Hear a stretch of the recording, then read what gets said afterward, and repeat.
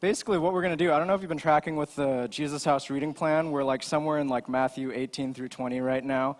I'm seeing all those nodding heads. That means everyone's with us. All right, so basically what I'm going to do is I'm going to just read through some of chapter 18 with us right now. And we're just going to get kind of a picture of where we're going with that. So let's, I don't think we all have to read this together. It's kind of a longer section here, so I'll just kind of read it to you and just let the Spirit speak to you in this time.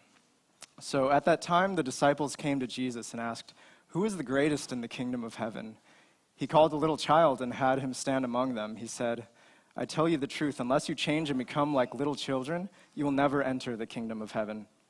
Therefore, whoever humbles themselves like this child is the greatest in the kingdom of heaven." Heaven. "And whoever welcomes a little child like this in my name welcomes me. But if anyone causes one of these little ones who believes in me to sin, it would be better for them to have a large millstone hung around their neck to be drowned in the depths of the sea. Woe to the world because of such things that cause people to sin. Such things must come, but woe to the person through whom they come. If your hand or your foot causes you to sin, cut it off and throw it away. It is better for you to enter life with one eye than to have two eyes and be thrown into the fire of hell. See that you do not look down on one of these little ones, for I tell you that their angels in heaven always see the face of my Father in heaven. What do you think? If a man owns 100 sheep and one of them wanders away, will he not leave the 99 on the hills and go to look for the one that wandered off? And if he finds it, I tell you the truth, he is happier about that one sheep than about the 99 that did not wander off. In the same way, your Father in heaven is not willing that any of these little ones should be lost." All right, I think that's it for that. Yeah, so basically this is just the first 14 verses of chapter 18 here. And I kind of want to just dig in, go through section by section, and just kind of walk us through what's happening here. And you'll have to excuse me. I just graduated from college where I was learning the Bible, and all I know about these kinds of things is academic presentations. So I'm trying my best to make it interesting, but here we go. Let's just dive in. So basically, my goal here tonight is to dig into that text and show you something about Jesus' heart. In short, I believe that this text presents us with a challenge to make a change in our hearts and our actions regarding how we as Christians who bear the name of Christ present Christ to our neighbors and to the world. So let's dive in, starting at the top of chapter 18 here. So that's the section where we have the disciples asking a really just dumb question of Jesus.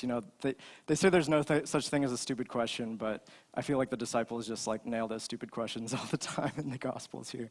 So they're asking Jesus, "Who is the greatest in the kingdom of heaven?" And then Jesus calls that kid in front, and he says, "I tell you the truth, unless you become like this child, you won't even enter the kingdom of heaven, let alone be the greatest. Therefore, whoever humbles himself like this child is the greatest in the kingdom of heaven." So what Jesus is saying here about children, this is actually kind of lost in translation every once in a while, but it actually stands in stark contrast to what contemporary ideas about Israelite children they had.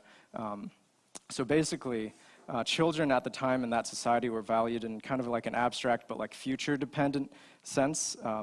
They were valued because of their future value as adults that they could contribute back to society. So kind of as a status, being a child was at the bottom of the food chain. So their personal worth was seen as something they would grow into and not something they currently possessed. So when Jesus tells his disciples that they need to change and become like children, it's completely backwards. In their minds, they grew into their worth. They're adults now, and then now Jesus is telling them that they need to become like children again. It doesn't quite track with them. But not only is he saying that they need to change to be like children in order to even enter the kingdom, he's saying that to be the greatest, that is to be the lowest. So only those little children that are valued so poorly in that community can even enter the kingdom there.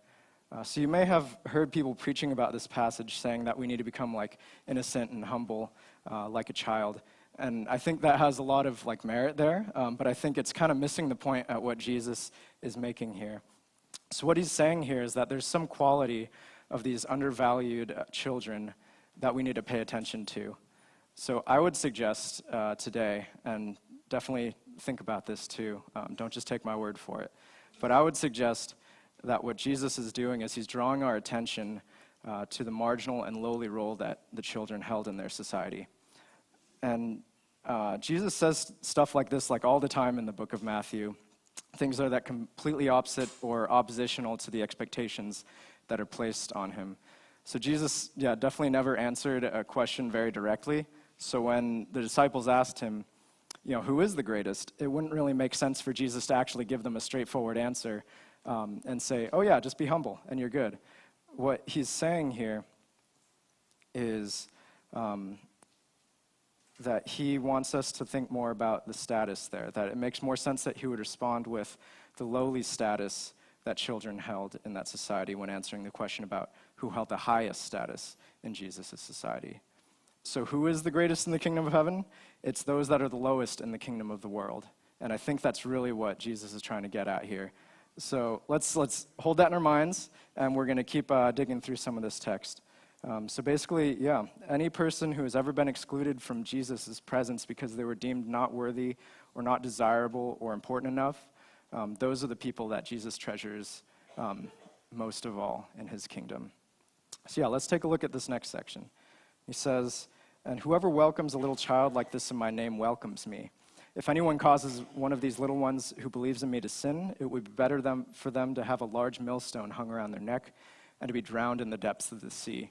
That's pretty dramatic there for Jesus, and he makes these analogies all the time, but I really think we need to take a serious look at what he's saying here, not just breeze past it. I know personally, growing up in the church, a lot of these stories I just kind of breeze past because it's I've heard it 1,000 times and it kind of loses the impact. But I find that the best way to read the Bible these days is just kind of drain everything I know about Christianity, about the church, and just let my eyes just sit like I'm seeing it for the first time. So I hope that we can all do that tonight together too. Just let it hit our ears fresh and really just drop those expectations that we've kind of gathered over the years there. So basically, that section. So Jesus says that if anyone causes one of these little children to sin, it's better for them to be drowned in the sea. That's a better outcome for them, just to show how serious it is. And he starts lamenting things that cause sin and how we should take extreme measures to eliminate it. So let's take a second here again too. When I say sin, that's one of those words that I kind of gloss over in my mind a lot because I grew up in the church where it's just I have these set of expectations about what sin is and what it means to sin. But here, I think it means something pretty specific in this section. So when I say sin, I know everyone has their expectations, but let's set those aside again. So look at where it's sitting in the text. Right before it, Jesus says, whoever welcomes a little child in my name welcomes me. And then right after it, we get the famous parable of the lost sheep. So Jesus is still on the same topic here. He's talking about what happens after we don't welcome that child in the same way that we would welcome Jesus. And that is kind of getting at the heart of that definition of sin in this text, I think. So I think here, what we could kind of think of as sin is as when a person turns away from God. And causing one of these little children to sin is equivalent of causing them to turn away from God. So here Jesus is actually just lamenting the sin of causing someone to turn away from God. He's lamenting the sin of excluding that child, and to show just how serious it is, he issues a call to very extreme measures, i.e. cutting off your hand, foot, eye, to prevent that sin from happening again, and to remove whatever it is about ourselves that causes people to turn away from God. And then Jesus gives us one of his most well-known parables to show the way in which we are to go about undoing the damage that was caused. So let's read that parable and listen to that in the context of what we've been talking about here. So what do you think? If a man owns 100 sheep and one of them wanders away, will he not leave the 99 on the hills and go to look for that one that wandered off? And if he finds it, I tell you the truth, he is happier about that one sheep than about the 99 that didn't wander off. In the same way, your Father in heaven is not willing that any of these little ones should be lost. And I feel like that text really illuminates what we're supposed to do now with that. So we're called to do whatever it takes to bring that child home, whatever it takes to bring that lost sheep home, because that's the heart of Jesus. But remember, Jesus isn't talking about just children here. He's talking about what these children represent. He's talking about the lowest in society, the ones that God's people have forgotten or chosen to forget. He's talking about the person or groups of people who sit at the bottom of the food chain, who are helpless to do anything about it. So he's talking about the ones who were either told to leave or were so unloved they couldn't stay. And when anyone wanders off because of that, Jesus says, we must go after them and bring them home at all costs. And just to drive home that point too, Matthew puts a pretty familiar story at the end of that chapter. So that's when Jesus says, or when Matthew says, that then the little children were brought to Jesus for him to place his hands on them and pray for them. But the disciples rebuked those who brought them. And that was chapter 19, verse 13. So literally right after Jesus finishes telling the disciples about how the only way to enter the kingdom of heaven is to become like that low-class kid, right after that, they decide to scold some kids and their parents for coming too close to Jesus. And then Jesus has to just scold his disciples, obviously, after that, saying, let the little children come to me and don't hinder them, for the kingdom of heaven belongs to such as these. And it's easy to laugh at the disciples, but every person has the same tendencies, I believe. It's way too easy to make church an exclusive club where we love each other so much that we accidentally exclude the person in the back. It's easy for us to be comfy as the 99 and forget that there's that one lonely sheep wandering about in the hills. And at that point, where's Jesus? He's not even here anymore. He's with the sheep that we forgot about. And I don't want to give the impression, too, that that's my impression of this church. I think we're doing a pretty good job here, and I love seeing all the different faces and families and stories that are represented at this church. But I also know that there's always room for improvement, and if there's any way that we can include someone else that we're missing, we have to do that, because that's the heart of Jesus. That's always going after that one. So my prayer for us is that we would continue to be a church where we never hinder people from meeting Jesus, because those are the exact people that Jesus wants to touch. So I want to read another story. It's not in Matthew, it's in Mark. But it's also about someone being hindered from coming to Jesus. It's not quite as obvious on the surface, but I want to take a look together. So I think I do have those. All right. Nope. All right, and this is Mark chapter 2, verses 1 through 4. And when he returned to Capernaum after some days, it was reported that he was at home. And many were gathered together so that there was no more room, not even at the door. And he was preaching the word to them. And they came, bringing to him a paralytic carried by 4 men. And when they could not get near him because of the crowd, they removed the roof above him. And when they had made an opening, they let down the bed on which the paralytic lay. So, like I said, not quite as obvious at first, but think of it this way. Who in their right mind would decide that in order to meet Jesus, they would dig through his roof and lower a friend down through the hole? So I guarantee you, and this is what my parents paid so much money for at Westmont, I guarantee you that their original plan was to walk through the front door. But for some reason, they couldn't. And yeah, I know what you're thinking. That's wild, that's crazy. Who would do such a thing? But my point is this. The people who were gathered at Jesus' house had a choice. They could either step aside and forfeit their own place to let that paralyzed man through, or they could look away and pretend nothing was wrong. So they had a choice, and at best they chose to ignore the person, and at worst they did what the disciples did to those children in the other story and told them to get lost. So whatever their choice, the effect was that the friends had to do something drastic and destructive in order to get their friend to Jesus. So in this story, the paralyzed man is that child that Jesus upholds as great in the kingdom, precisely because everyone else with their words or their actions decided that he was the least. At that time, there was a misguided notion that people with physical impairments were being punished for sin, Most people would have automatically written him off because of it. But his friends were awesome, and they recognized that he was that lost sheep that was wandering away. And they literally dragged him back to the Good Shepherd. But beyond that, they recognized that their friend was so treasured by God that they even had the faith to just tear apart that house in order to make sure that Jesus could meet him. And not only that, they had faith that he would be pleased with what they did too, because they knew that Jesus wanted to meet him as much as the man wanted to meet Jesus. And that's true of every person in this room, I think, at some point.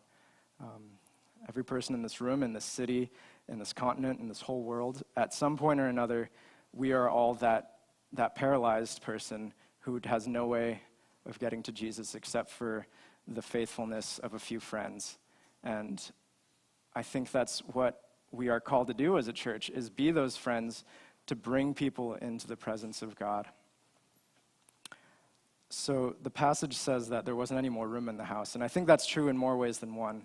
So physically, it was packed. There were lots of people in a small place. But in a deeper sense, the people there had no room in their hearts for the person that very obviously needed a touch from Jesus. And it takes Jesus' eyes to see and heart to love in order to make sure that there's always room.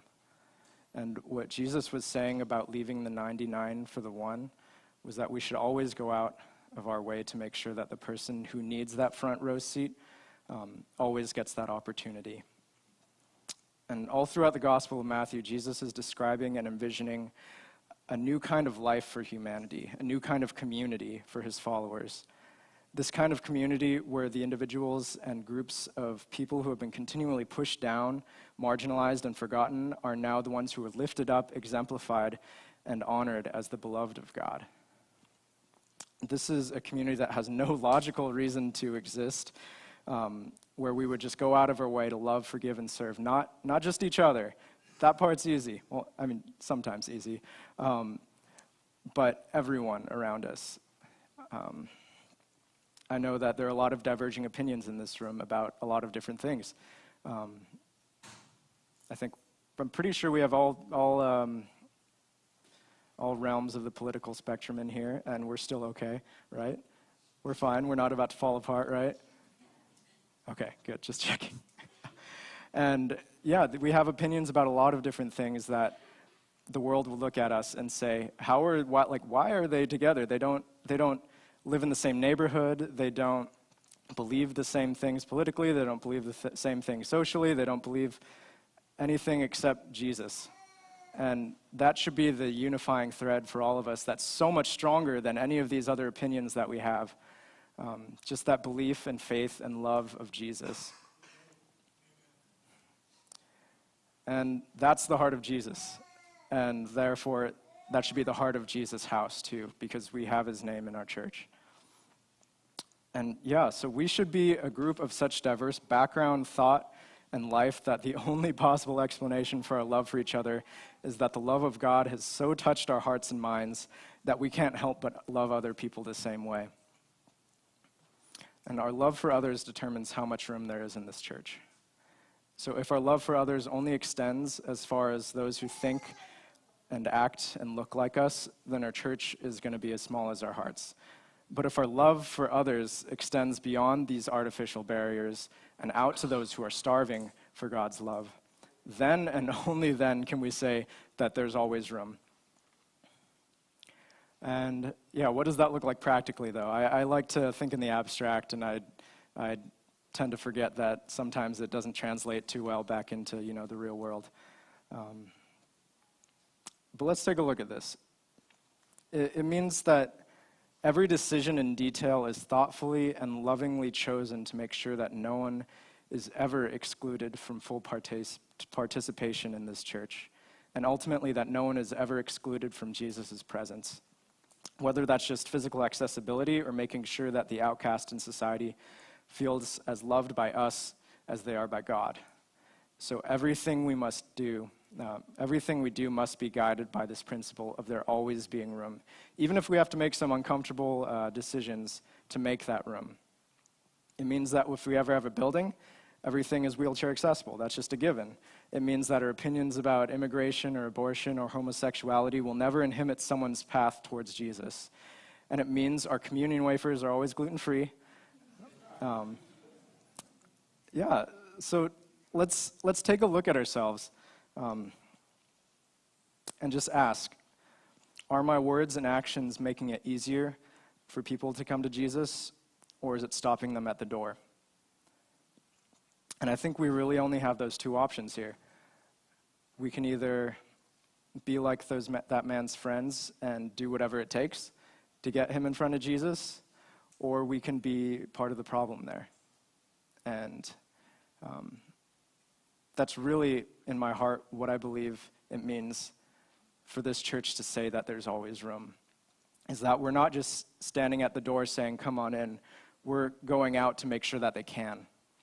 And any detail that might stop someone from coming in is dealt with.